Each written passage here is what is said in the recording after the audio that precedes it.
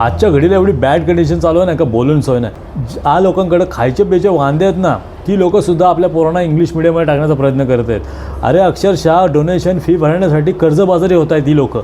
तरीसुद्धा आपल्या मुलांना ही स्टँडर्ड मेंटेन ठेवण्यासाठी स्वतःचा इंग्लिश मिडियमसारख्या जाळ्यामध्ये अडकवत आहेत. अरे इंग्लिश मिडियममध्ये तर त्यांना तर लाजा वाटायला पाहिजे, त्यांनी तिथं लूट माजलेलीच आहे. युनिफॉर्मपासून वह्या पुस्तकांपासून सगळ्या गोष्टींमध्ये यांचं कमिशन, म्हणजे स्वतःच्या इथनं सगळ्या वस्तू घ्यायच्या.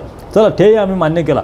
पण दुसरी गोष्ट म्हणजे अरे त्या शाळांमध्ये लाज या गोष्टीची वाटली पाहिजे. 5वी 6वीपर्यंत पोरं जातात, 8वीपर्यंत त्यांना मराठी वाचता येत नाही. एवढी बॅड कंडिशन आहे की 3री 4थीच्या पोराला तर अजिबात मराठी वाचता येत नाही.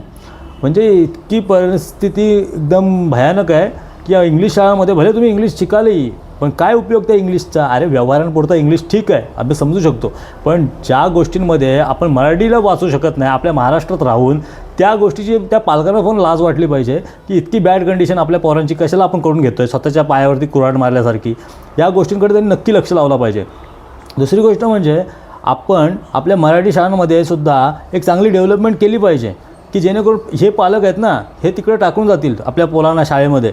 आणि या सगळ्यामध्ये मला एक दिसतं आहे की त्या पालकांमध्ये त्या आयांना जास्त हाऊस आहे आपल्या पोरांना इंग्लिश मिडियम टाकण्याची, कारण की शेजारच्या बाईंनी टाकल्या तिच्या पोराला इंग्लिश मिडियममध्ये, तर मी सुद्धा माझ्या पोराला इंग्लिश मिडियममध्ये टाकून जाईन.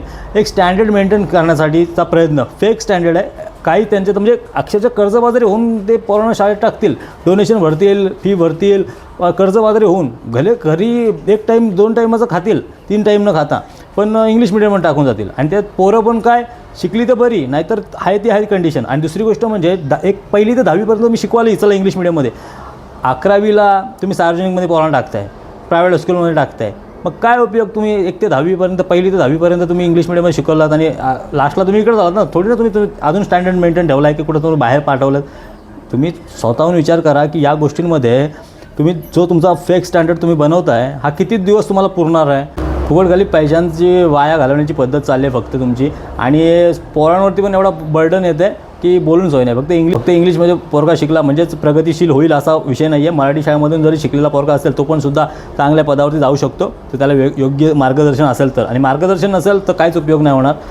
जेवढा तुम्हाला पॉसिबल आहे अशा शाळेमध्ये टाका जेवढा तुमचा बजेट असेल. उगाच आवाच्या सवा दिखावा करू नका.